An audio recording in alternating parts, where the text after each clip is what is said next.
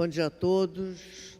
Nos termos do precedente regimental 43 de 2007, em segunda chamada, dou por aberta a audiência pública da Comissão de Finanças, Orçamento e Fiscalização Financeira para demonstração e avaliação do cumprimento das metas fiscais do terceiro quadrimestre de 2017, de acordo com o que preceitua a Lei de Responsabilidade Fiscal em seu artigo 9º, parágrafo 4º. A Comissão de Finanças, Orçamento e Fiscalização Financeira é constituída pelos senhores vereadores Rosa Fernandes, presidente, professor Célio Luparelli, vice-presidente, Rafael Luiz Freitas, vogal. A mesa está assim constituída. Excelentíssima senhora vereadora Rosa Fernandes, presidente, excelentíssimo senhor vereador Célio Luparelli, vice-presidente, excelentíssimo senhor vereador Rafael Luiz Freitas, vogal. Excelentíssimo senhor secretário municipal de Fazenda, César Augusto Barbiero, senhor subsecretário de Orçamento Municipal da Secretaria Municipal de Fazenda, Carlos Eduardo Lima do Rego. Senhora Controladora-Geral do Município, Márcia Andréa dos Reis Pérez. Com a palavra, senhor secretário municipal de Fazenda, César Augusto Barbiero, que dispõe de 20 minutos. Bom dia a todos. Excelentíssima senhora vereadora Rosa Fernandes, presidente dessa mesa, em nome da qual cumprimento todos os demais integrantes da mesma. Senhoras e senhores, bom dia. Nós temos uma apresentação que será exibida nos telões. Espero que a gente consiga ver. Pode passar o próximo, caso vamos ver se... o número ficou pequeno, mas vamos falar diretamente daqui. No quarto quadrimestre, aliás, no terceiro quadrimestre do ano passado, finalizando o ano de 2017, nós tivemos, de maneira resumida, como lá está colocado, um decréscimo, né, de receitas correntes, onde a meta estava em torno de 26 e acabamos realizando somente 23,4 bilhões, um decréscimo de 3,2. Logicamente, esse reflexo é um decréscimo de receitas que aconteceram durante todo o ano 2017, fruto de uma crise que se instalou no país lá pelos idos de 2014, 2015, atingiu o fundo do poço em 2016, mas no município do Rio de Janeiro acabou postergando para o ano de 2017, principalmente pelo final do período olímpico, pelo fechamento de obras, pelo desemprego de alguns milhares de trabalhadores pelo final das obras da Olimpíada. Então, tudo isso trouxe um reflexo bastante negativo para a cidade ao longo do ano 2017, coisas que não se conseguiu recuperar. A receita tributária, de maneira geral, foi uma das que mais foi impactada, né, tendo um decréscimo de 10%, e também um decréscimo significativo nas receitas de capital, até mesmo pelo encerramento de todo aquele período de investimentos que fizemos. Aliás, Carlos, eu vou pedir para que você avance umas telas para que a gente possa fazer uma análise mais global disso. Pode passar, por favor. Mais adiante. Até aquela que mostra os investimentos de 2009. Essa aqui, ó.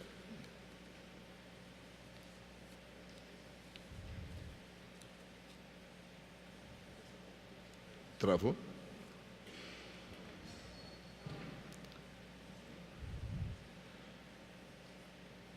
Pode avançar um pouco mais?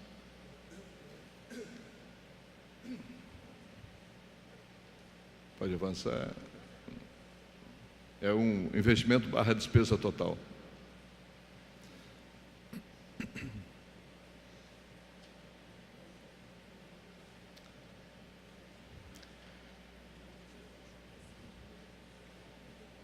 Eu vou ler esse aí mesmo, né?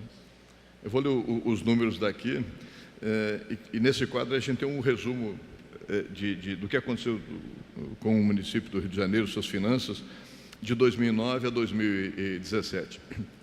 A gente pode ver, agora está mais legível, que lá em 2009 nós tínhamos uma despesa total, ou seja, um orçamento na ordem de 10,7 bi.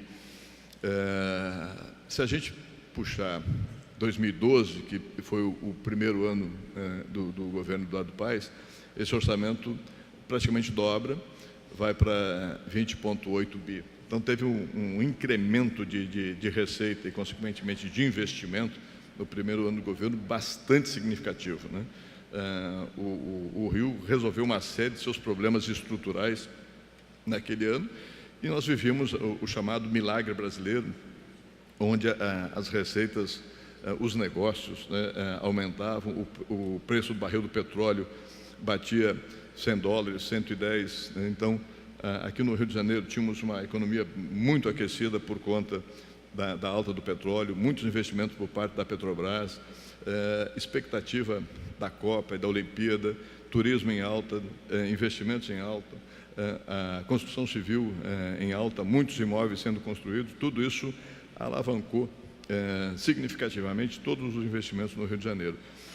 A partir de 2014, 13, 14, o segundo mandato do governo anterior, as coisas começam a diminuir e em 15, 16, apesar da crise instalada no país, que praticamente derrubou as contas do Estado e cerca de todos os demais municípios fluminenses, pode ver que o Rio de Janeiro continuou crescendo, tendo inclusive atingido em 2015 uma cota de 19% do seu orçamento em investimentos, né? Isso é um valor bastante significativo se a gente computar que no orçamento, entre despesas com educação, com saúde, com folha, praticamente isso consome quase todo o orçamento. Então, reservar 20% praticamente para investimento significa muita coisa, ou seja, tudo isso foi alavancado por financiamentos externos. Financiamentos esses que agora começamos a pagar a conta e aumentam, logicamente, o nosso serviço da dívida. Mesmo 2016, que foi o ponto maior da nossa crise a nível Brasil, o investimento foi na ordem de 12%. Então, 2017 é o reflexo disso, é o encerramento desse ciclo de vários anos de investimentos, boa parte deles alavancados por financiamentos, com alavancagem também nas suas receitas correntes e operacionais, consequentemente, um aumento de gasto. Porque toda vez que se abre novas unidades de saúde, se abre novas escolas, novos equipamentos públicos, sobra depois uma massa de custeio que vai perdurar pelos anos subsequentes, né? Isso, logicamente, é necessário, ainda temos muita coisa para fazer pelo Rio de Janeiro, mas o ano de 2017, tendo então esse refreamento nas suas receitas e com o custeio alavancado, né, nota-se que o orçamento ele foi um tanto superdimensionado de 16 para 17, primeiro ano do governo, de maneira que não se conseguiu chegar a um bom termo, gerando um déficit no final do exercício na ordem aí, de um pouco mais de um bilhão. Podemos voltar agora para os demais quadros. Passarei rapidamente, até porque vai ficar mais fácil de falar. Pode voltar lá para o início.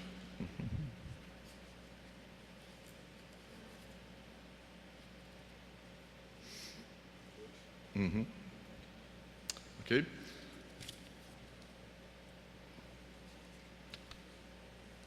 Então, cumprimento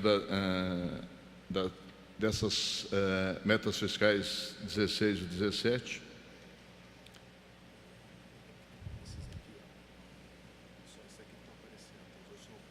Tá.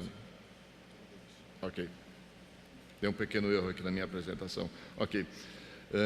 Receita realizada 2016 e 2017. Então, apesar como falei, do orçamento um pouquinho inflado para 2017, coisa que acabou não performando, a gente percebe, no geral, que entre 16 e 17, principalmente nas receitas tributárias,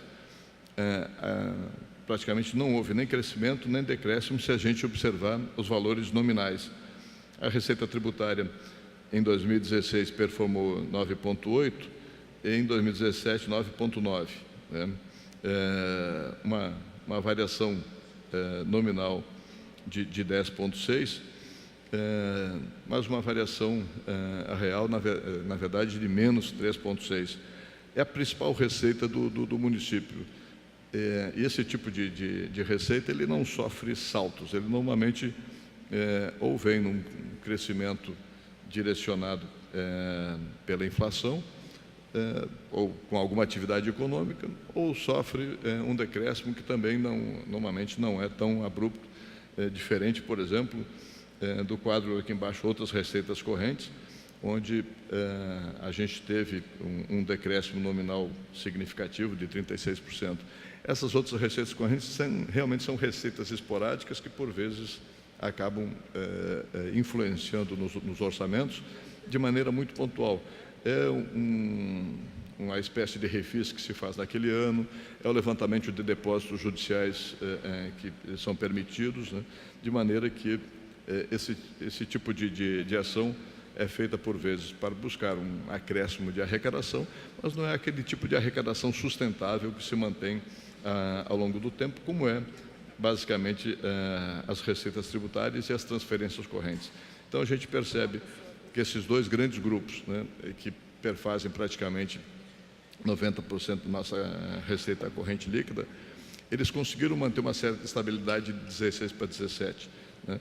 Só que, se compararmos o realizado em 2017 com o previsto na Lua, é que é um certo descasamento, ou seja, havia um otimismo quando se projetou o orçamento de 2016 que o Brasil voltaria a crescer em 2017, como na verdade não cresceu tanto. Como, de certa maneira, havia um otimismo que o Brasil voltaria a crescer em 2018, e a gente percebe pelos índices que são publicados que isso também não aconteceu. De maneira geral, é isso que temos visto. Para encerrar, e eu não vou passar quadro por quadro, isso ficaria estafante, eu apenas gostaria de mostrar o quadro dos limites legais, que é o... Está previsto? 15? Ok. Enquanto acerta a apresentação, no quadro dos limites legais, a gente percebe que nós aplicamos, em 2017, 25,71 na saúde, 10 pontos percentuais acima do permitido. Isso até poderia ser um tanto reduzido para adequar-se ao orçamento. Em manutenção e desenvolvimento do ensino, quase 30%, 5% a mais dos 25%, e volto a fazer essa reflexão. Se somarmos esses dois grupos, nós temos ali 55% da receita corrente líquida. Soma-se algum outro percentual de folha, praticamente encerra-se todos os recursos da Prefeitura. As despesas de pessoal, por conta do crescimento vegetativo da folha, que é normal, mas aliada a um decréscimo da receita, conforme se percebeu, acabou subindo além do limite prudencial, ficando em 52,88, fator esse que tem que ser corrigido com urgência. A dívida consolidada, de maneira geral, apesar de longos anos de endividamento, ela está em 73%, a dívida bruta está em 75%, ou seja, ainda há margem para contrair mais endividamento. Esse não é um fator preocupante. Como também o serviço anual da dívida está em 8,63 para um limite de 11%, ou seja, ainda não são indicadores assim que mostram uma excelência nas contas, mostram um certo grau de endividamento, mas bem longe ainda dos limites, mostrando que, de maneira geral, as contas da Prefeitura estão organizadas. O que nós temos, sim, pressionando é um déficit corrente por um decréscimo na arrecadação. Aliás, vou corrigir, não é um decréscimo na arrecadação, é um um leve aumento na arrecadação face a um orçamento um tanto superdimensionado para o ano de 2017, coisa que não se realizou, gerando, portanto, resto a pagar, déficit primário e o aumento do resultado nominal. Seria isso, doutora. Devolvo a palavra. Perfeito. Queria anunciar a presença do senhor Carlos Henrique, auditor do Tribunal de Contas do município do Rio de Janeiro, senhora Tatiana Bastos, presidente do Observatório do Brasil. Eu vou começar, secretário, né? Cópia aqui, o secretário acompanha, com as perguntas da equipe técnica da Comissão de Orçamento. A receita corrente líquida é um dos principais indicadores de arrecadação. Representa mais de 2/3 da receita total do município e tem a conveniência de expurgar de sua análise ingressos de caráter essencialmente extraordinário e outros de perfil marcadamente intra-orçamentário. O comportamento da receita corrente líquida do município nos últimos anos pode ser dividido em duas fases distintas: do exercício de 2010 ao exercício de 2013, ponta a ponta. A receita corrente líquida cresceu em termos nominais 42%, 19% em termos reais, ou seja, descontando a inflação do período. No entanto, de 2013 a 2017, a variação nominal foi de apenas 9%, 16% negativo, aproximadamente, em termos reais. Conclusão: em valores deflacionados, os valores de receita corrente líquida de 2017 e de 2010 são praticamente os mesmos. Pergunto: a Prefeitura não teria sido otimista demais ao prever uma arrecadação da receita corrente líquida de 22 bilhões de reais em 2017, quase 3 bilhões a mais do que efetivamente arrecadado, o maior erro de previsão dos últimos 8 anos? Seria bom ler as perguntas e depois você vai respondendo, se quiser. Ok. Melhor? Posso responder? Tá. Pode Ok. responder. De fato, houve um certo otimismo, mas não condeno. Desde 2015, nós vivemos com algumas notícias na imprensa, e eu me lembro que estava como secretário de Fazenda em Niterói, na cidade vizinha, quando Joaquim Levy assumiu como secretário de Fazenda. Havia uma esperança que o Brasil voltasse a crescer. Fato que não aconteceu. Menos de um ano depois, ele acabou saindo como ministro. Virou o ano de 2015 para 2016 e se projetava que no ano seguinte haveria alguma recuperação da economia. Não houve. Naquele ano de 2016 houve o impeachment da presidente Dilma, a assunção de Temer, o país ficou parado praticamente entre março até agosto, na verdade maio até agosto, com troca de Banco Central, troca de presidente do Banco Brasil, Caixa Econômica, enfim, todos os agentes financeiros. Mas depois de agosto havia uma esperança com a nomeação do ministro Meirelles, que o Brasil voltaria a crescer, e ele mesmo, em várias entrevistas, por vezes se mostrava otimista com o crescimento no ano 2017. Houve até alguma coisa nesse sentido, mas não na medida e na pujança que havia sido enunciado. Quem foi mais conservador, como de certa maneira eu fui lá em Niterói, não acreditou muito nesse discurso, fez um orçamento um pouco mais enxuto.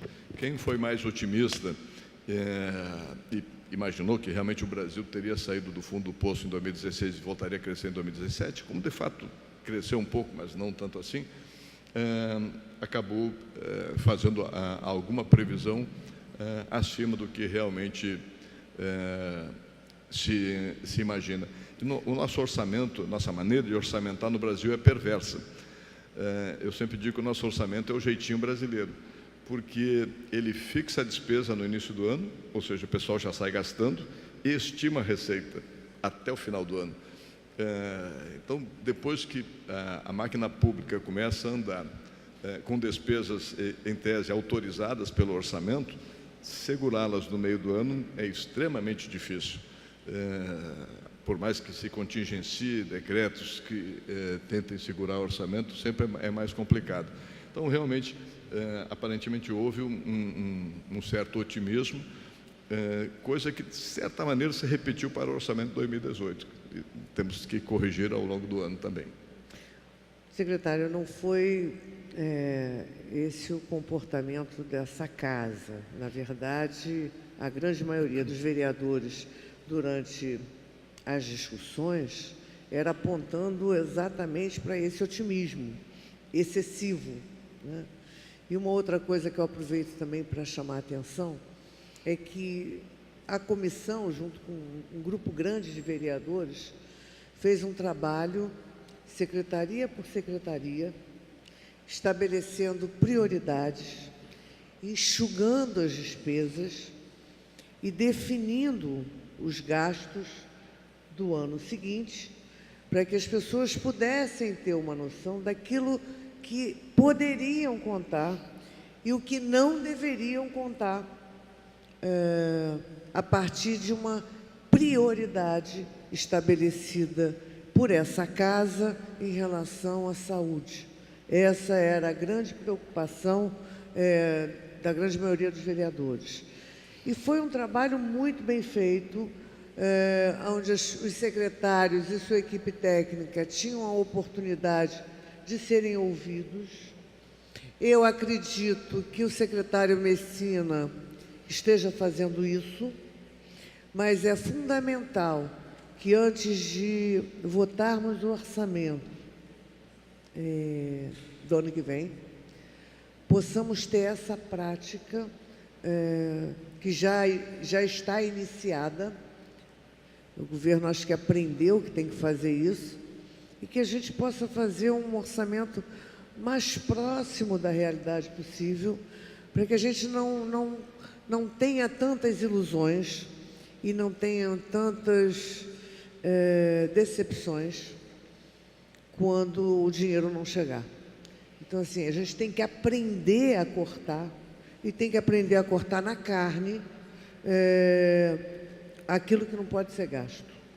A gente tem que aprender a priorizar coisa que o serviço público tem dificuldade, porque sempre teve uma certa fartura. E, assim, pouco se puxa a corda para que as pessoas gastem menos. E eu acho que é um exercício que precisa ser praticado, e a gente começou a fazer isso, e isso deve aumentar numa proporção de responsabilidade de cada um. Então, vamos lá, continuando.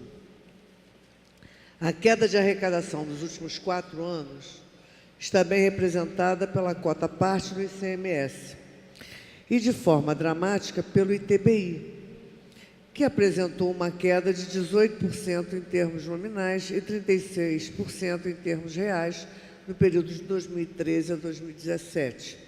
Em 2017, o ITBI cresceu quase 4% em termos nominais em relação a 2016.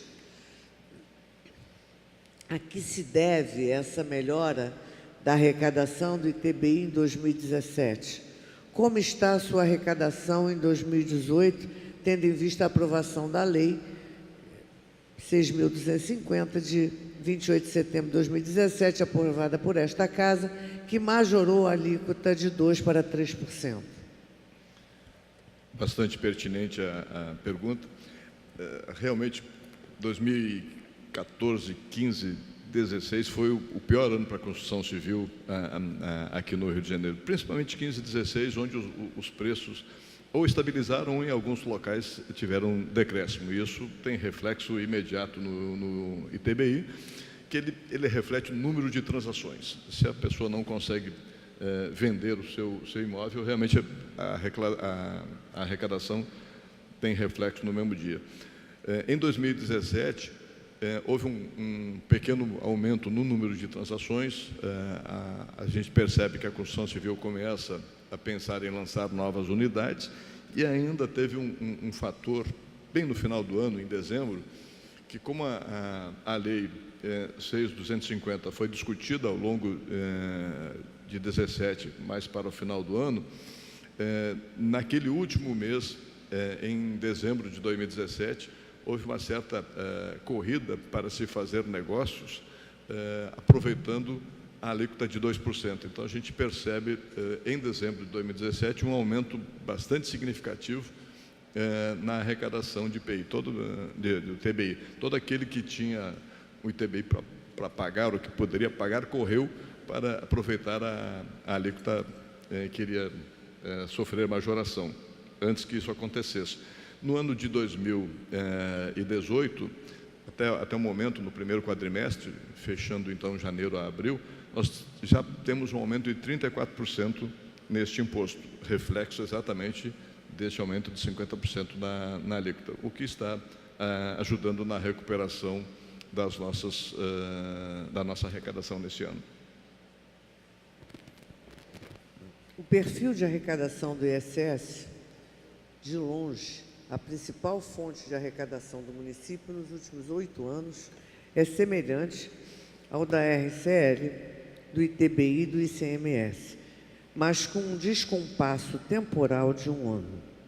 Ele apresentou um crescimento expressivo no período de 2010 a 2014 de quase 33%, medido a preços constantes, 69% nominal.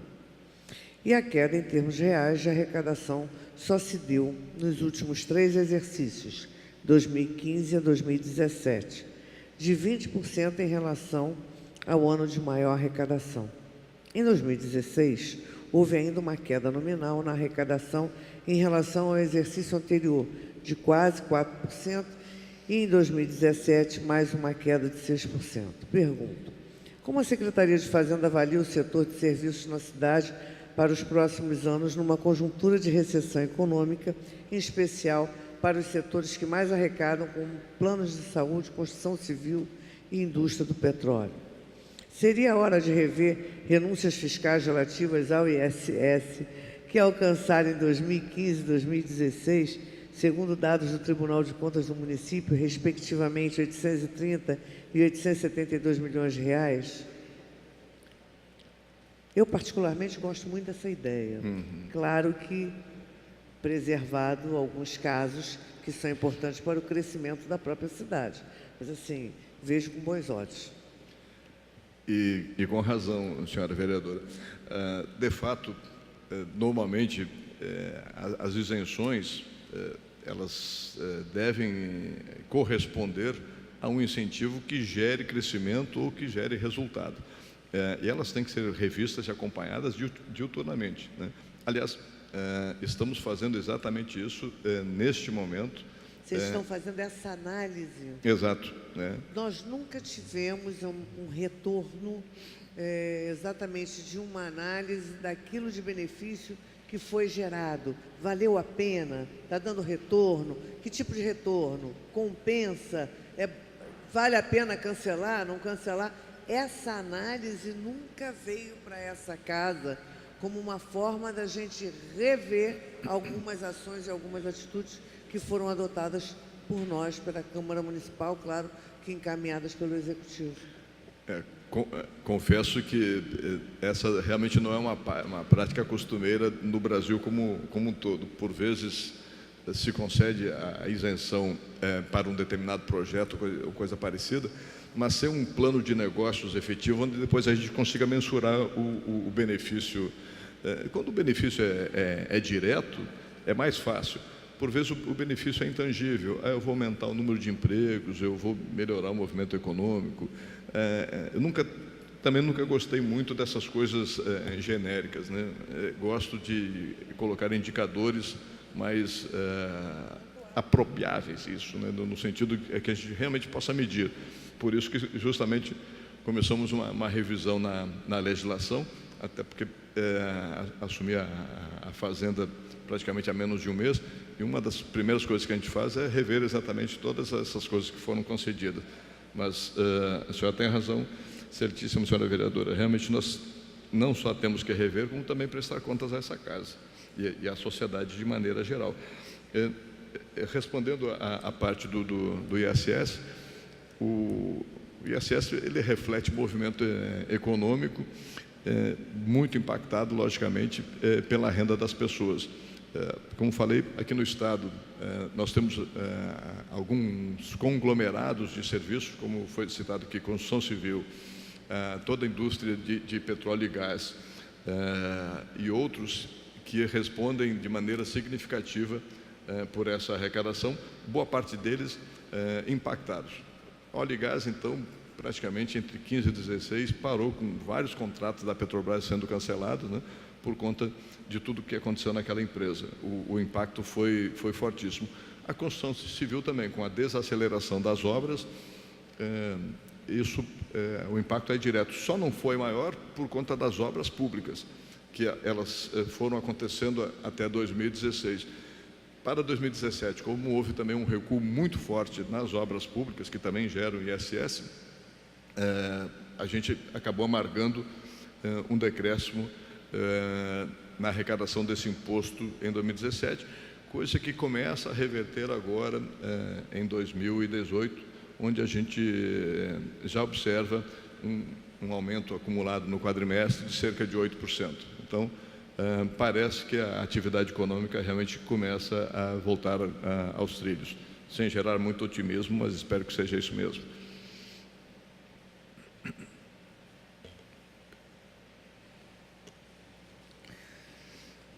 Secretário, dos tributos de peso,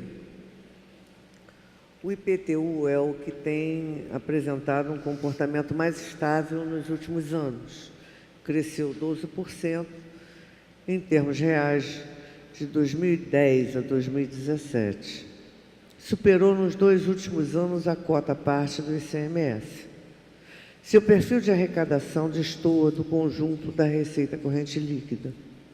Em 2016, houve um crescimento real importante de 7% na arrecadação em relação a 2015.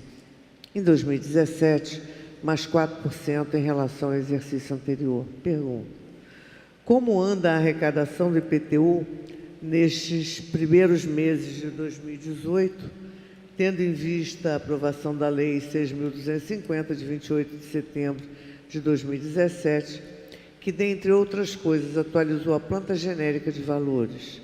Há alguma avaliação por parte da Prefeitura em relação ao possível aumento da inadimplência em relação a esse imposto?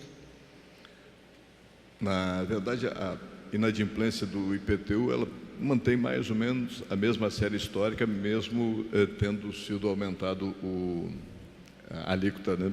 Na verdade, a correção da planta genérica de valores. As alíquotas em si não foram aumentadas, algumas, na verdade, foram até diminuídas. Agora, como foi bem falado, o IPTU é um imposto cadastral, corrigido basicamente pelo IPCA. O IPCA está bastante baixo, então todo ano ele tem um acréscimo no mínimo por conta da inflação. Se não se colocar nenhum imóvel a mais para dentro do cadastro, ele cresce pelo menos nos níveis inflacionários, ou seja, ele é um imposto bastante estável. No primeiro quadrimestre desse ano, nós temos acumulado um aumento de cerca de 10%. Isso já é reflexo da nova planta e também de uma ação que foi feita no ano passado, que coincidiu com o aumento da planta, que foi um programa chamado Atualiza. Sim. Que coincidiu na mesma época, ou seja, o ingresso para dentro do cadastro de novos imóveis pagantes, juntamente com uma correção de planta genérica, o que, de certa maneira, por vezes se colocou na conta da planta genérica alguma coisa que era do Atualiza e vice-versa. Aliás, eu gostaria de parabenizar essa casa, porque a planta genérica de valores aqui do município do Rio de Janeiro estava muito defasada. Eu me lembro que imóveis em Copacabana, apartamentos em Copacabana, eram considerados isentos por serem unidades populares. Isso em Copacabana. Pelo menos alguém está elogiando, né? Pois é. Então, eu sei que ninguém gosta de pagar imposto, mas a gente tem que ser razoável, né?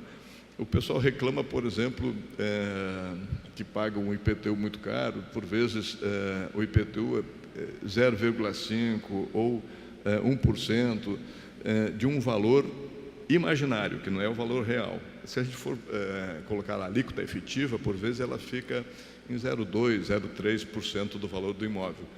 Mas, no entanto, ele concorda em pagar o IPVA com alíquotas de 4%, 5%.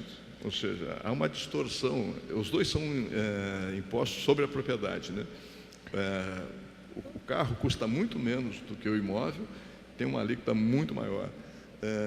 O imóvel é um bem de raiz, que a taxação deveria performar algo em torno de 1% do valor real do imóvel, né?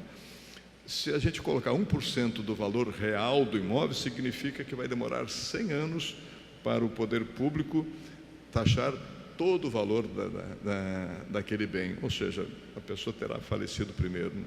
E a nível mundial é um valor assim bem razoável quando a gente pondera tributos sobre a propriedade no longo prazo.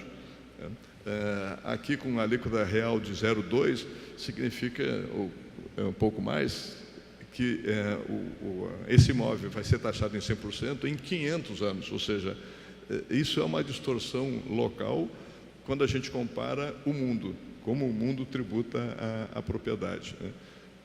Eu sou um cobrador de imposto, o pessoal pode não concordar comigo, mas que existe uma distorção no nosso IPTU, existe, infelizmente, é um imposto execrado, mas é um dos tributos mais baixos que nós temos no país.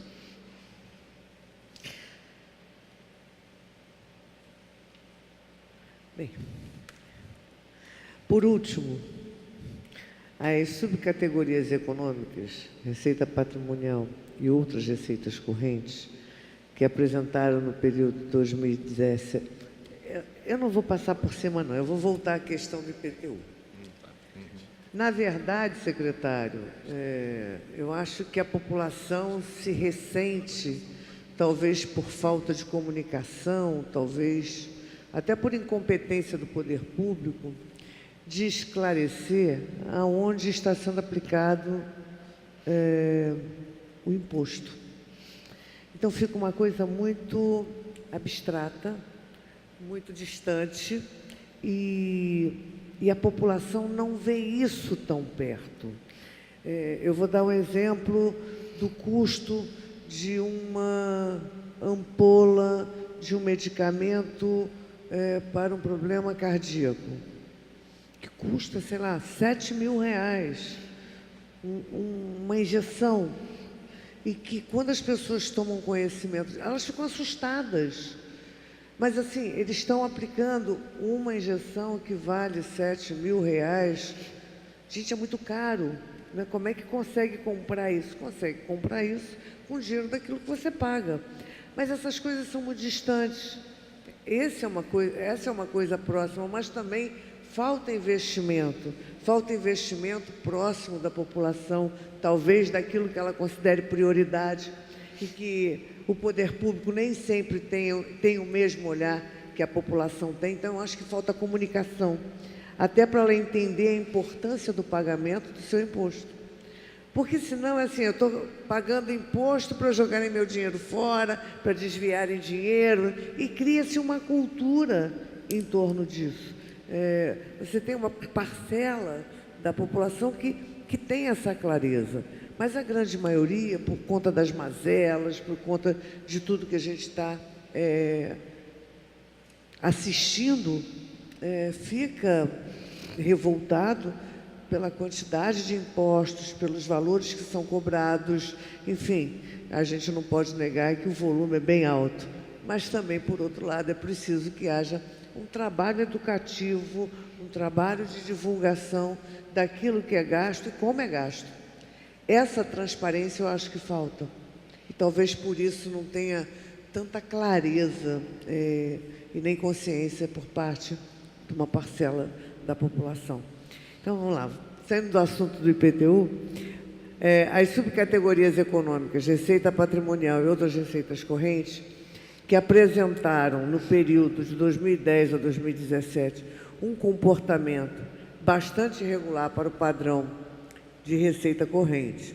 Alguns expedientes, como cessão de direitos, operacionalização de pagamentos de pessoal, programa de pagamento incentivados de débitos tributários e conversão de depósitos judiciais, foram utilizados nesse período para angariar novos recursos. Qual o perfil esperado de ingressos para os próximos anos da receita patrimonial, já que há uma tendência declinante nos últimos anos por conta da diminuição dos rendimentos de aplicações financeiras? Em termos de aplicações financeiras, toda vez que realmente há um decréscimo no caixa, como é o caso que está acontecendo em 2018, acabamos perdendo, logicamente, essa arrecadação. As receitas patrimoniais não vêm só daí, mas a principal fonte é realmente a aplicação financeira. Por vezes também isso pode ficar mascarado quando a gente vê o número totalmente cheio por alguma transferência intra-orçamentária ou coisa parecida, mas a grande verdade é que, principalmente, essas outras receitas correntes, realmente elas são esporádicas e não eventuais e não obedece, digamos assim, uma curva padronizada. A cada ano a gente, por vezes, pode descobrir um nicho, alguma coisa que não aconteceu. Para 2018, por exemplo, uma das coisas que o município do Rio de Janeiro nunca fez até então foi o protesto da dívida ativa, coisa que está acontecendo agora. Vários municípios já lançaram mão desse expediente para melhorar a cobrança e a Procuradoria regulamentou esse instituto agora recentemente. Já havia a orientação do próprio Tribunal de Justiça para que isso acontecesse, até mesmo para diminuir o infindável número de execuções judiciais que existem lá na Vara de Fazenda, ou seja, tentar negociar essas dívidas e deixar o ajuizamento como um último recurso, né? Então, isso está sendo instituído este ano no município do Rio de Janeiro.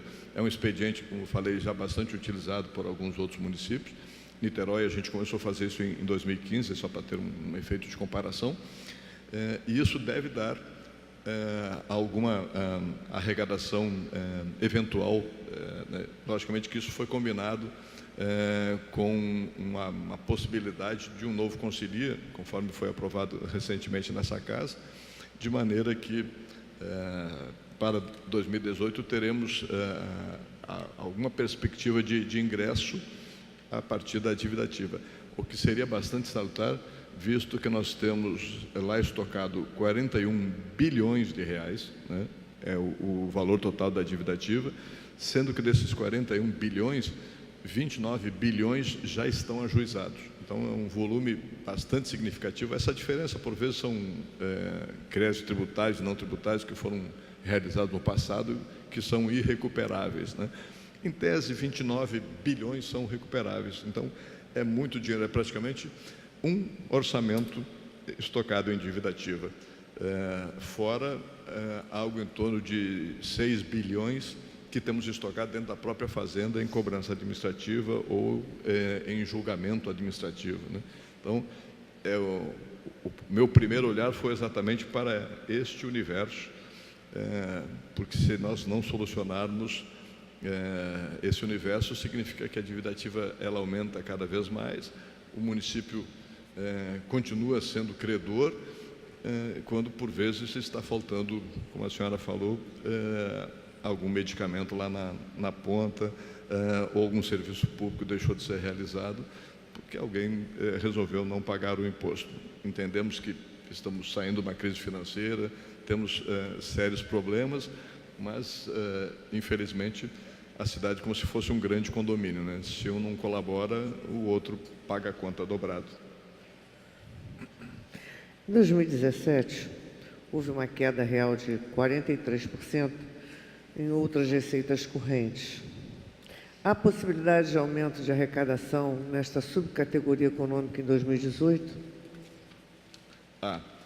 Como falei, é uma categoria que não é uma arrecadação regular, mas encontramos esses nichos, como foi o caso do protesto. Na verdade, o mérito todo é do nosso procurador-geral, que já havia identificado essa lacuna. É lógico que, enquanto Fazenda, a nossa ideia é fazer um plano sustentável para os anos subsequentes, para depender o mínimo possível desse tipo de arrecadação, no sentido de mapear o que nós já temos e qual a necessidade de investimento para o município, no sentido de quanto é que nós precisamos arrecadar no futuro. Para isso, mais uma vez, parabenizo essa casa pela aprovação recente também da criação de uma agência de fomento para o município do Rio de Janeiro. Nós tínhamos esse problema aqui no município do Rio, porque a Rio Negócios, como era no passado, é uma organização sem fins lucrativos, ela operava numa espécie de inteligência de negócio. A sua finalidade era apenas aproximar as pessoas para investirem na cidade, e parava por aí. Mas, por vezes, essas pessoas precisam de um desdobramento, de um projeto, de um acompanhamento dentro do município. Por outro lado, nós temos a AGRIO no Estado, que é uma grande agência de financiamento. Ela não faz projetos, ela não acompanha projetos, ela apenas financia projetos. Então, nós tínhamos uma inteligência do LEDCAR, até uma fonte de financiamento por parte do Estado, mas aqui no meio ficava um vácuo. Essa agência que foi criada, é uma empresa estatal, uma sociedade de economia mista independente, ou seja, não vai depender dos recursos do Tesouro, terá por missão atrair novos negócios, de maneira que a gente consiga fazer alguma programação sustentável de médio e longo prazo, né? Para que dimensionemos a arrecadação da cidade para daqui a 5, 10 anos, dentro de uma estrutura de alavancagem de novos negócios e como a gente vai entender a cidade vis-à-vis as despesas que são necessárias para a sua manutenção.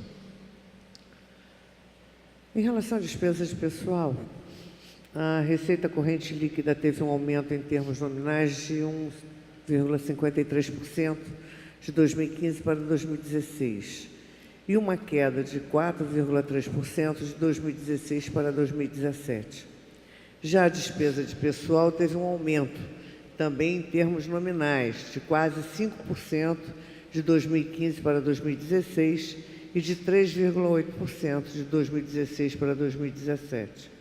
Nos últimos 4 anos, a despesa de pessoal teve um aumento de 43,55%, enquanto a receita corrente líquida teve um aumento de apenas 8,82%.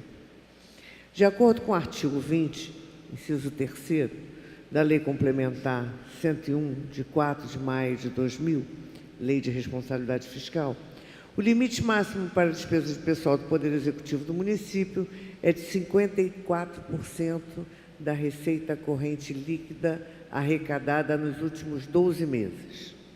Em 2015, o percentual atingido foi de 44,26%. Em 2016, o percentual foi de 49,04%, ultrapassando o limite de alerta, que equivale a 48,6%. O percentual atingido em 2017 foi de 52,88%, 1,58% acima do limite prudencial de 51,30%. Também, de acordo com a Lei de Responsabilidade Fiscal, o parágrafo único do artigo 22, caso o limite prudencial seja ultrapassado, fica vedado ao Poder Executivo conceder vantagem, aumento, reajuste ou adequação de remuneração a qualquer título, criar cargo, emprego ou função, alterações na estrutura de carreira que impliquem aumento de despesa, prover cargo público, admitir ou contratar pessoal a qualquer título, ressalvada a reposição de aposentadoria ou falecimento de servidores das áreas de educação, saúde e segurança. Quais medidas estão sendo tomadas para que as despesas de pessoal do Poder Executivo voltem a ficar abaixo dos 2 limites ultrapassados, segundo o relatório de gestão fiscal do 3º quadrimestre de 2017? Esse realmente é um grande desafio, segurar as despesas de pessoal. Aliás, isso em qualquer lugar, não só no município, seja uma empresa privada, empresa pública ou na estrutura pública. E falo de coração aberto porque sou servidor público há 42 anos, né? Ou seja, vivenciei ao longo de todas essas décadas como as coisas andaram.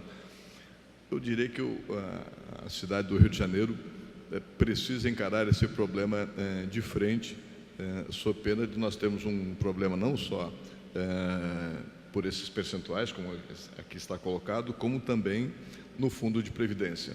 É um assunto bastante espinhoso, mas eu diria assim, de certa maneira, nós não fizemos o dever de casa ao longo desses anos, que é tentar adequar a despesa de pessoal para uma receita que estava diminuindo. Aquilo que eu falei no início, quando a gente fixa a despesa, depois é difícil de tirá-lo. No caso dos salários, onde há irredutibilidade de vencimentos, pela Constituição, pior ainda. Cortar benefício de servidores significa também sempre ter impacto bastante significativo na máquina administrativa. Um caminho natural seria aumentar a receita, porque aumentando a receita, conservando esse mesmo estoque, né, esse percentual volta para o limite prudencial. Não é fácil, ou seja, aumentar a receita não é uma coisa que a gente consiga do dia para a noite, né? Também, por vezes, não adianta aposentar as pessoas, né, porque uma vez aposentado ele continua interferindo, né, nesse indicador, porque o aposentado também acaba contando para esse percentual, se ele não for custeado por recursos próprios. E isso, por vezes, acontece aqui no município. De maneira que não há outra alternativa, pelo menos no curtíssimo prazo, senão segurar todos os concursos, ou pelo menos o máximo possível, né, mesmo contando com aposentadorias. E isso é perverso também, porque por vezes a gente perde o posto de trabalho pela aposentadoria, mas, como falei, por vezes essa pessoa continua contando como despesa de pessoal. O fato de aposentar-se não significa necessariamente um equilíbrio. Ou então continua consumindo recursos do Tesouro pelo desequilíbrio lá na Previdência. Então, estancar novos concursos dentro do que for possível e viável é a medida. Já não houve aumento o ano passado, já foi também uma medida paliativa, mas também são coisas que a gente não consegue segurar eternamente. Não resta outro desafio a mim mesmo, senão aumentar a receita. Mas isso eu vou precisar pelo menos de um ano para inverter essa curva. Lógico que já identificamos algumas possibilidades quanto a isso, mas não sei se será nessa mesma proporção como aí foi colocado. Como foi dito, o Rio vivenciou um boom, digamos assim, na sua arrecadação, no seu investimento.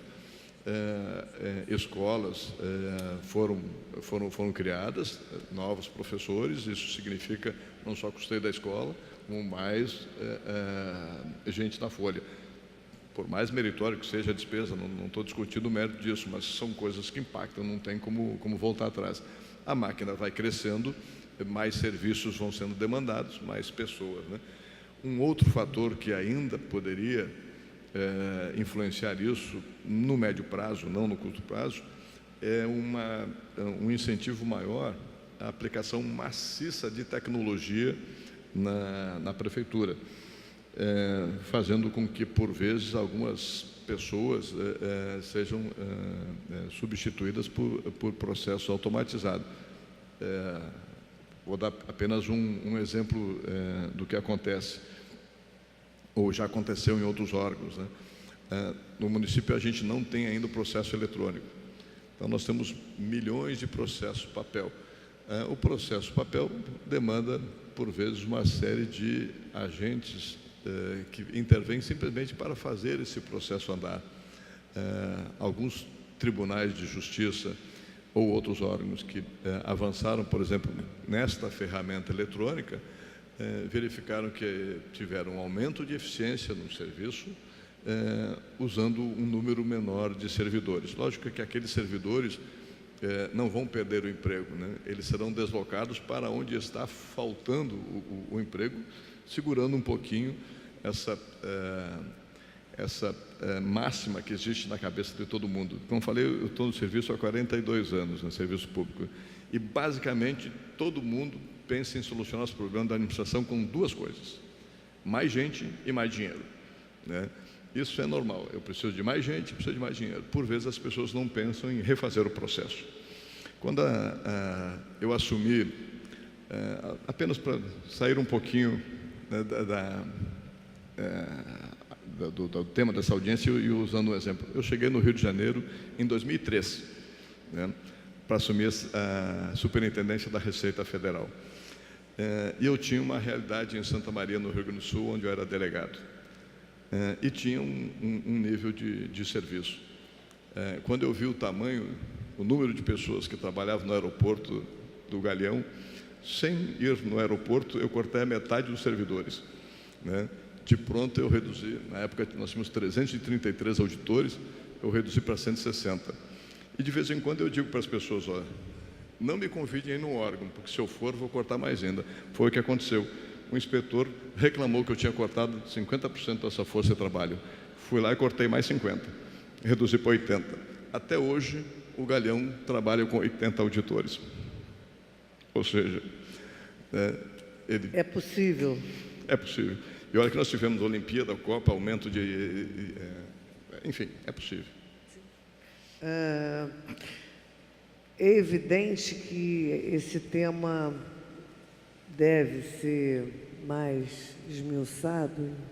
Assim, a gente tem que levar em consideração que o secretário acabou de chegar e já toma pé de toda a situação, mas acho que a questão do servidor é uma questão que podemos detalhar mais na próxima audiência, para dar um tempo do secretário levantar algumas alternativas e avaliar com mais profundidade o quadro.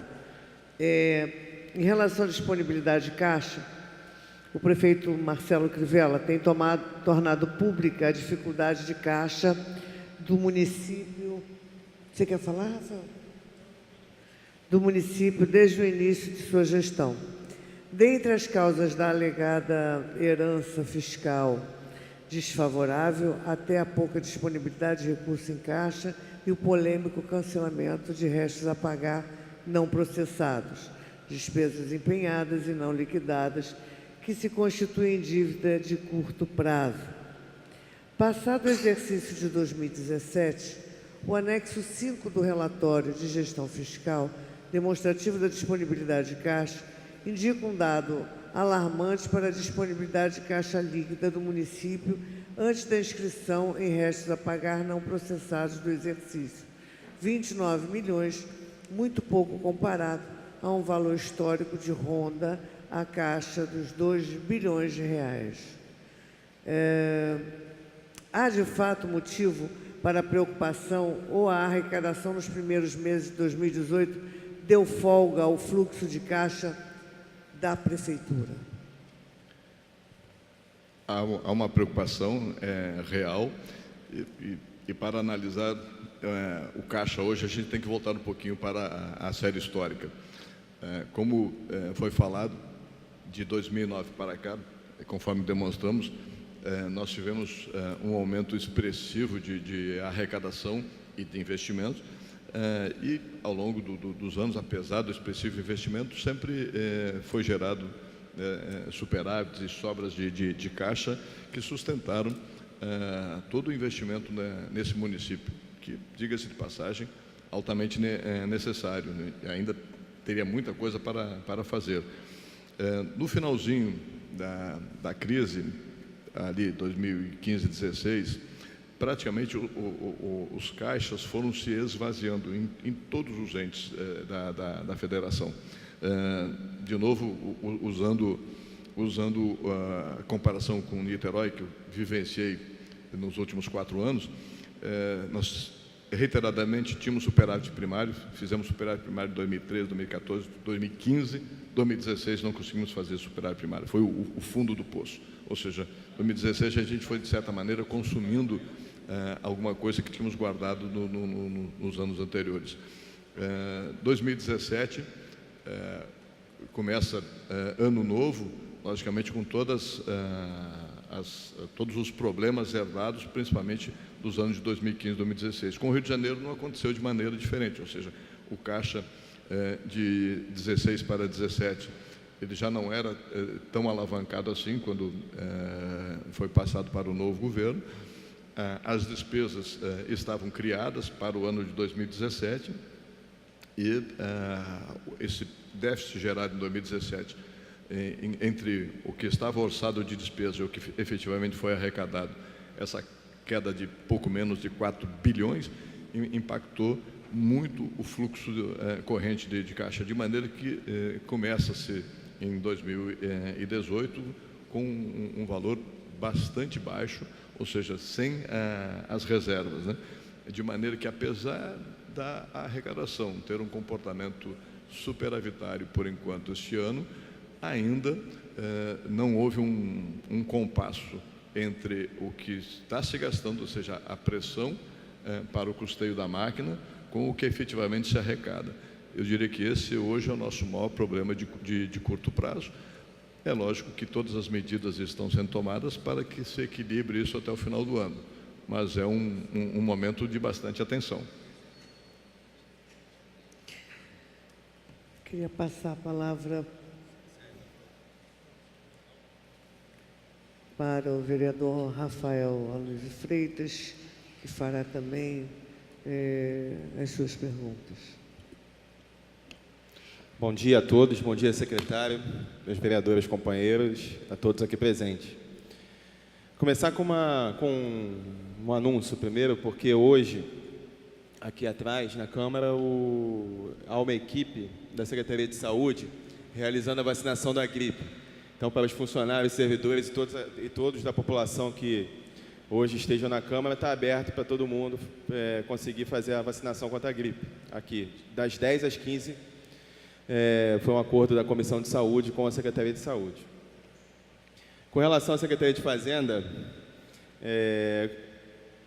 esse relatório de gestão fiscal do último quadrimestre de 2017 apontou um pouco acima do limite prudencial. Já avançando um pouquinho, pensando na frente, o relatório do primeiro quadrimestre de 2018 tem o prazo até amanhã para ser publicado. O senhor já teria alguma condição de divulgar para a gente se esse limite ainda se mantém acima do prudencial ou se conseguiu ficar abaixo o limite com gasto do pessoal? Se minha memória não me trair, a gente teve uma leve queda de 51 para 51,65. É isso? 10.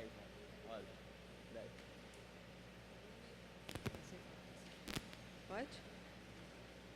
Vereador, o número que nós vamos publicar no diário de amanhã, ele indica 52,65.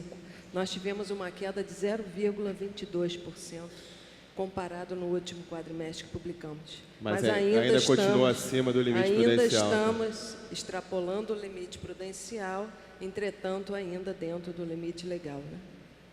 Ok. E uma outra pergunta, então, também pensando se for acontecer algo até relativo ao país como um todo, uma possível reoneração da folha de pagamento, isso poderia atingir aqui as empresas públicas do município também? Acredito que não. Eu não acompanhei exatamente quais são os segmentos que serão reonerados, mas não acredito que tenha impacto em nossas empresas, que normalmente são empresas mais vinculadas à área privada mesmo, né, que lidam no dia a dia. Mas confesso que não vi exatamente qual segmento vai ser reonerado. Certo. E a última é com relação a uma possível securitização da dívida. Acho que dentro do que se fala de possíveis arrecadações, né, seria um dos temas que talvez vocês estivessem estudando para colocar em prática aqui, né? Como é que está esse planejamento? esse é um tema que venho estudando pelo menos já há uns 8 anos. Realmente é uma das saídas possíveis, porque securitizar significa vender ativos, né? Isso é bastante comum na iniciativa privada. A construção civil praticamente faz isso o tempo todo, no momento que lança um novo empreendimento e fecha os primeiros contratos de firme de compra, acaba, digamos assim, vendendo esse fluxo de recebíveis. Algo que nós estudamos aqui para o município do Rio de Janeiro. Fizemos isso em Niterói, em 2015. O modelo foi um pouco diferente. O Rio optou por constituir uma empresa securitizadora. Em Niterói, nós optamos por criar um fundo, né? E, basicamente, qual é a diferença de uma coisa ou outra? Primeiro, o fundo ele é imune. Ele não paga impostos para o governo federal. E a empresa pagaria. É uma sociedade... A ideia seria, então, vai se utilizar essa empresa, ou a ideia seria liquidar essa empresa? A gente poderia até usar a empresa, se fosse o caso, para fazer a administração, por exemplo, né? Tem um projeto de lei correndo aqui na Câmara para que se aprove também o fundo. E uma outra coisa que é muito importante, o pessoal, por vezes, fala de securitização no Brasil sem ter mergulhado a fundo. E foi muito pertinente a sua pergunta. Isso começou com Belo Horizonte, São Paulo, que a CPSEC já fez 2 emissões. O Rio Grande do Sul fez pelo menos umas 5 emissões já de debêntures. E, via de regra, como a iniciativa foi de estados, se criou uma ideia que só poderia se securitizar quando houvesse um parcelamento. Foi o que fez São Paulo, fez um programa de parcelamento incentivado, um refis, e securitizou aqueles recebíveis. Quando nós começamos a entrar na discussão do tema, e inclusive municiando o senador Serra de alguns inputs vindo de município, e principalmente de maneira mais recente o senador Romero Jucá, que é o relator da lei que está para ser votada, dizendo assim, confissão de dívida, né, como acontece nos parcelamentos, não quer dizer que vai tornar isso mais recebível. Eu sou auditor fiscal da Receita Federal. Na União, tudo é declaratório, tudo é confissão de dívida, 100%. No entanto, a gente tem 1,5 trilhão estocado na dívida ativa, né, que não conseguimos cobrar. E o pessoal esqueceu que no município, diferente do Estado e da União, nós temos um tributo que ele tem uma garantia melhor do que qualquer confissão de dívida ou qualquer parcelamento, que é o IPTU, que é lastreado por uma garantia real, que é o imóvel, né?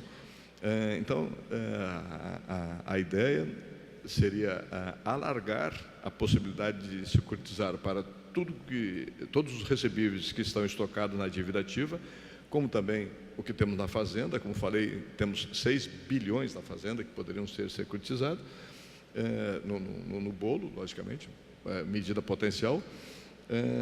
E ao invés de alocar isso numa empresa, onde nós pagaríamos imposto de renda, PIS, COFINS, coisa e tal, para o governo federal, colocar isso num fundo, o fundo seria imune, e usar a empresa como uma administradora das possíveis debêntures a ser lançada. Então, é algo que nós voltamos a estudar, mas pedimos, excelentíssimos senhores vereadores, que se puderem votar a favor do projeto de lei que aqui está, ajudaria muito o município. Não é uma panaceia que vai resolver todos os males, porque antecipação de recebíveis é um dinheiro que eu estou recebendo de maneira adiantada, que logicamente também vou ter que pagar no futuro. Não é uma operação de crédito, mas é muito similar a ela.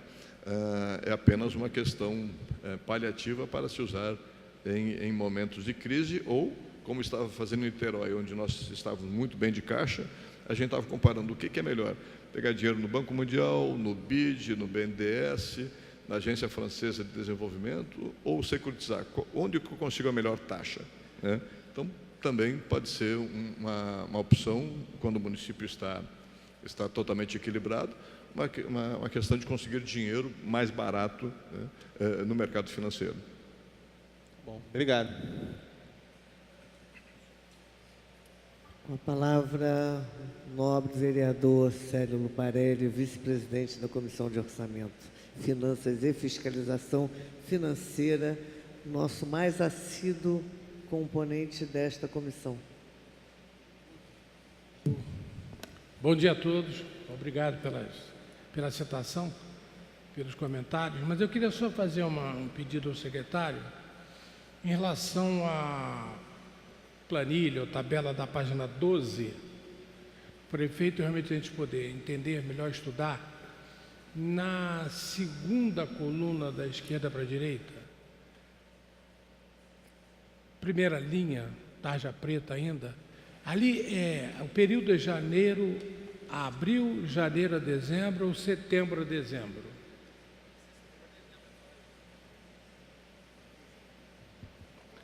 É de janeiro a dezembro. Janeiro a dezembro. Isso, o ano fechado. Vale lá para baixo, na última linha preta também a mesma coisa. Tudo que está de Sim. janeiro a abril, entende-se de janeiro a dezembro, é isso? Lá embaixo também, né? Oi? Onde está a descrição lá na última tarja preta, à esquerda, janeiro a dezembro. Não seria setembro a dezembro, não? Ok. O Carlos está me falando que saiu errado. Oi? É janeiro a dezembro. Há um erro aqui na planilha. Janeiro a dezembro. Janeiro a dezembro. Pedimos as nossas Só para desculpas. deixar então registrar. Parabéns porque está prestando atenção. Muito obrigado. Só isso.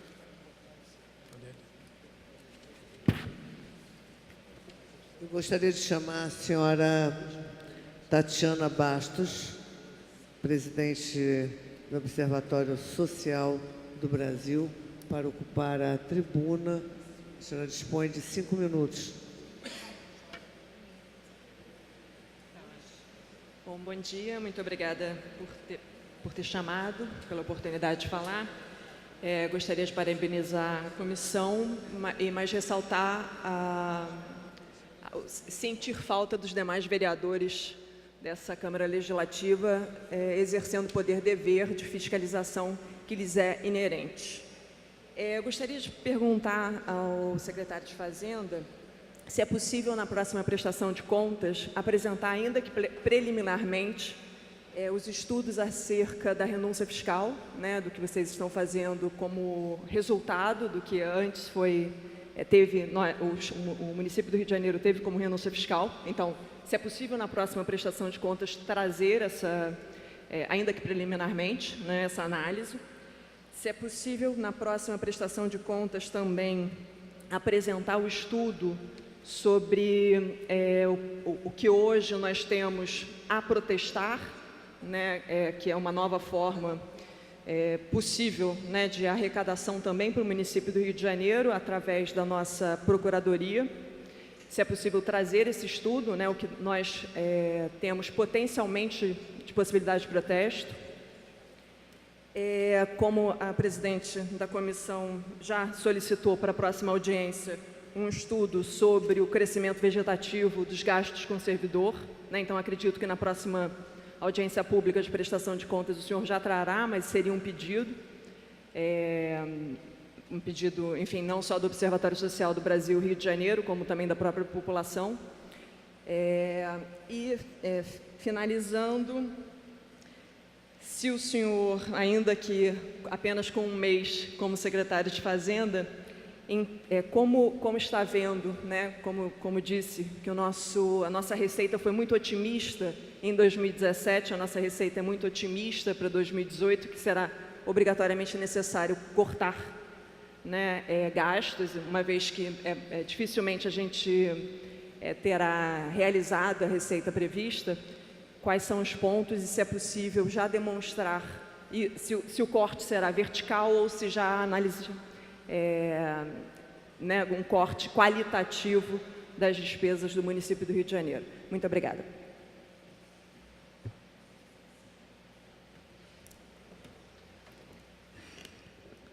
Primeiro de tudo, parabenizar o Observatório. Apenas fazer um registro de um fato interessante. Alguns anos atrás, então, como superintendente da Receita Federal, fiz um movimento forte para trazer o observatório para o Rio de Janeiro. E fico extremamente feliz de ver que está dando certo, né? Essa transparência é bastante salutar na administração pública. Trarei realmente os estudos que pediste, são coisas que a gente realmente já está fazendo. Esse primeiro mês foi o mês do grande diagnóstico, né, para ver onde que a gente vai conseguir adaptar. Não é fácil. Despesas de pessoal, realmente, praticamente impossível cortar. E, de maneira geral, o que mais pressiona o orçamento, assim, já antecipando, é a saúde, educação e coleta de lixo, né? São três áreas que consomem bastante recurso, três áreas que sempre é difícil de verificar e encontrar alguma coisa para se cortar. Aliás, a saúde, que é o que a gente mais gasta no município, também é um pouco do reflexo do que acontece no Estado. O Estado fechou várias unidades e isso, logicamente, sobrecarrega as unidades do município. E também é uma situação que é quase insolucionável.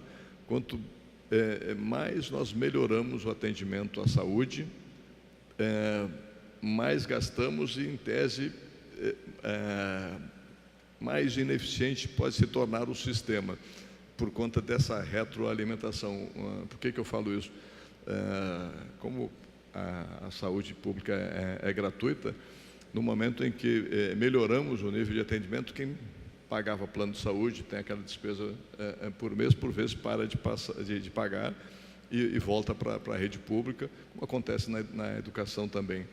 Ou então, toda vez que há um grau de excelência, outras pessoas da região metropolitana vêm para o município para ser atendido, como já normalmente acontece, exigindo que a gente tenha mais gastos, né? Ou seja, a saúde é alguma coisa que, se a gente colocasse todo o orçamento na saúde, mesmo assim faltaria dinheiro e seria ineficiente, por conta que a nossa Constituição Cidadã trouxe essa universalidade, né, no atendimento à saúde. Só não mostrou exatamente como é que a gente ia pagar essa conta. E aí, voltando um pouquinho para aquela fala da vereadora Rosa Fernandes, hoje a nossa arrecadação tributária está em torno de 9 bi, pouco, quase 10 bi, né? Nós temos 6 milhões e pouco de pessoas, né? Então, em termos de tributos municipais, cada cidadão, em média, paga R$ 1.500 por ano para o município. E é uma conta que a gente realmente tem que fazer. 1.500 paga a iluminação pública, a coleta de lixo, a segurança pública, a mobilidade ou coisa parecida? Eu tenho certeza que não. Há alguns anos eu venho insistindo, e aí a doutora Andréia vai me ajudar, a gente fazia uma contabilidade de custos, onde o cidadão ele realmente deveria receber quanto ele custa para o município. Se ele está numa unidade escolar, a escola deveria emitir uma nota sem efeito fiscal para dizer qual é o custo daquilo. Um atendimento hospitalar, a mesma coisa, deveria sair um documento, sem valor fiscal, logicamente, dizendo assim, você teve um infarto, o seu tratamento custou, sei lá, R$50 mil, R$100 mil, ou coisa parecida. E o cidadão deveria ter uma ideia de qual é o custo médio desses itens que eu falei: segurança, mobilidade, iluminação pública, coleta de lixo ou coisa parecida. Apenas para se ter uma ideia, a Conlurb custa 2 bi, né? O nosso orçamento de saúde é quase 5 bi, né? Ou seja, custa 40% praticamente do que custa a saúde. É um valor muito alto, ou seja, o pessoal, por vezes, joga lixo demais na rua. Se jogasse menos lixo, talvez a gente pudesse ter menos varredores. A taxa de coleta de lixo está previsto arrecadar para esse ano 393 milhões. Próximo, por exemplo, botar 400 milhões. A água e a luz, a gente tem noção. eu gasto isso. De água, eu gasto isso. De luz. Pois é.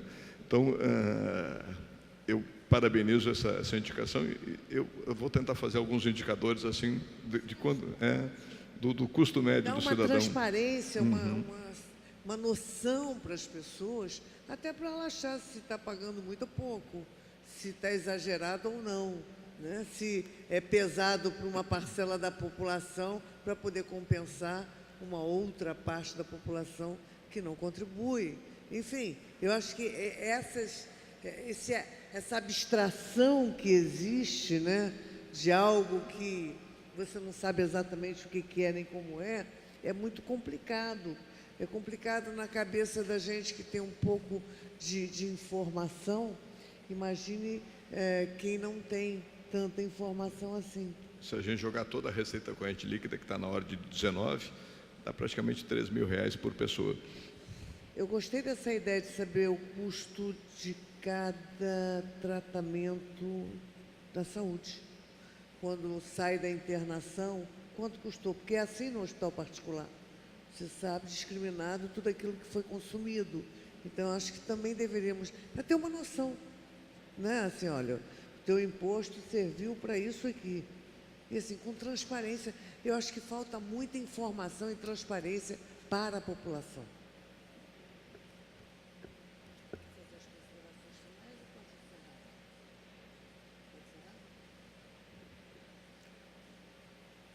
Não havendo quem queira mais fazer uso da palavra, agradeço a presença de todos, secretário de Fazenda, que recém assumiu a secretaria, e que deixa, pelo menos, a comissão um pouco mais esperançosa de uma relação mais próxima, de uma discussão mais aprofundada e de um controle mais rígido, vamos dizer assim, dos gastos da Prefeitura no momento de dificuldade.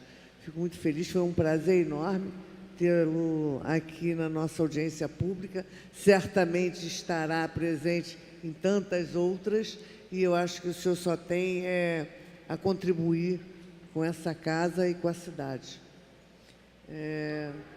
Dou por encerrada a audiência pública. Muito obrigada.